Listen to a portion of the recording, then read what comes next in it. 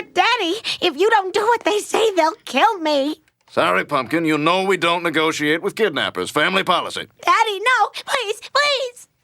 I'm here to seize your assets.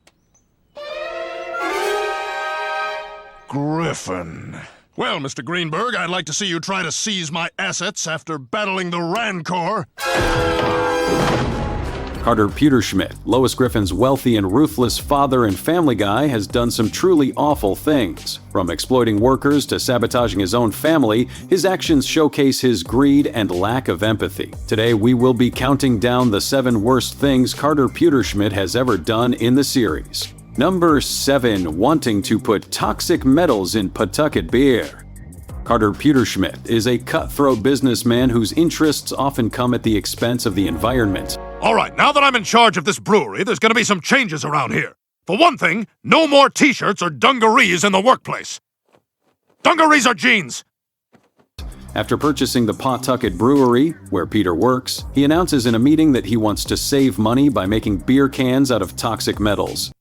I don't care about that. I want our beer cans made from the cheapest material possible. But, sir... What about those metal toilets where prisoners make wine? Use those. But, sir, if word got out about this, it'd be one of the most notorious developments in beer history. While Carter may have financial obligation to maximize profits, it should never come at the expense of his consumers' health. Number 6. Knocking Meg unconscious. In an attempt to help rebuild his father-in-law's fortune, Peter decides to sell marijuana to Meg. As if selling drugs to a teenager isn't unethical enough, Carter takes things even further by sneaking up behind Meg and knocking her unconscious to steal the cannabis she just purchased. And, would you like to buy some pot from your granddaddy and me? Wow, sure. Oh, fantastic. What the hell was that for? Now we have the pot and the money. His obsession with cutting costs blinds him to the danger he puts his granddaughter in, not to mention the potential long-term effects of a head injury. Poor Meg never did anything to deserve this treatment, just as Carter never did anything to deserve his riches in the first place. Number 5. Having his son committed. After witnessing a traumatic event in his childhood involving his mother and Jackie Gleason, Patrick Pewterschmidt was sent to a mental asylum. So why spend another day not catching a ball in a cup when you could be catching a ball in a cup? Ball in a cup, ball in a cup. Instead of supporting his son, Carter abandoned him, never visiting him and keeping his existence a secret from Patrick's sisters. I had a question I wanted to ask. Do I have a brother? No, don't be silly. 'Cause I found this picture. Oh, Dick, thank God you're here. Talk to her. Message CM27. While Patrick turns out to be incredibly dangerous, it's hard to argue that Carter's decision was anything but selfish. Can I have a drink of water? Jackie Gleason! Beat it, kid. Your mother's busy. Hamina, pow! Right in the kissing. Oh, that's a horrible story. Yes, I was so traumatized they sent me here. His cold rejection of Patrick is not only unspeakably cruel, but it also leads to another shocking revelation for Lois, who is furious to learn that she was lied to yet again. Number 4. Refusing to pay Lois's ransom. Recalling a high school memory, Lois mentions how her junior prom took a terrifying turn when she was kidnapped by criminals. I'll tell you one thing, I still regret not going to my junior dance. But Daddy, if you don't do what they say, they'll kill me. In a flashback, she is seen desperately pleading for her father to pay the ransom, only for Carter to coldly refuse, claiming he doesn't negotiate with kidnappers. But Daddy, if you don't do what they say, they'll kill me. Sorry, Pumpkin, you know we don't negotiate with kidnappers. Family policy. Daddy, no, please, please. This was clearly a traumatic experience for Lois, made even worse by her father's blatant disregard for her safety. Number 3. Being anti-Semitic toward his family. In this episode, Lois is shocked to discover she has Jewish ancestry on her mother's side. Oh my God, so Grandma Hebrewberg is actually Jewish? Yes. When she moved to America, her family changed their name. It was originally Hebrewberg Money Grabber. That makes you Jewish, Lois. And your children, too. The reason she was never told? Carter forced her mother Babs to keep it a secret out of shame, fearing social repercussion. When we were married, your father made me conceal the fact so he could get into country clubs. It was the right thing to do. It was the right thing to do, dear.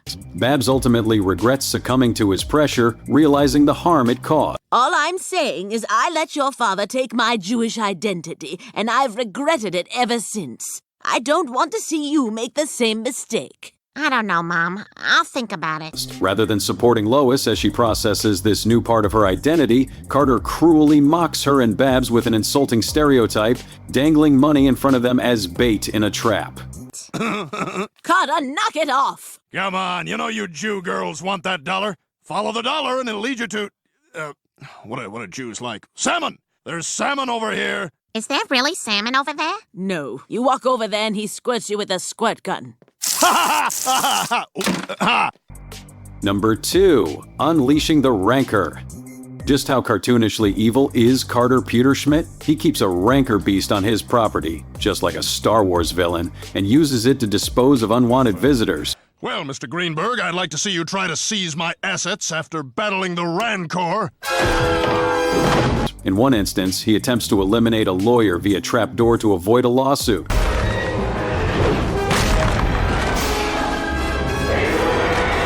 Luckily for the lawyer, he manages to slay the beast with impressive Jedi-like skills. However, judging by the skeletal remains in the rancor's lair, it's clear that Carter has used this deadly method on several people.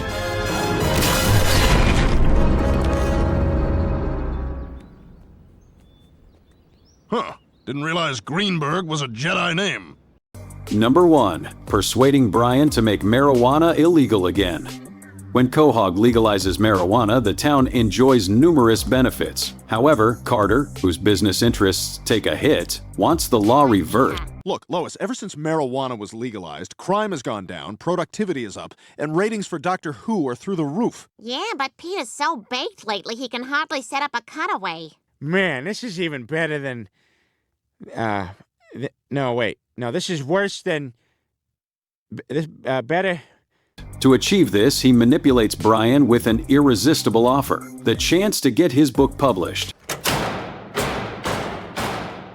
What's this? It's your novel, Brian. Faster Than the Speed of Love.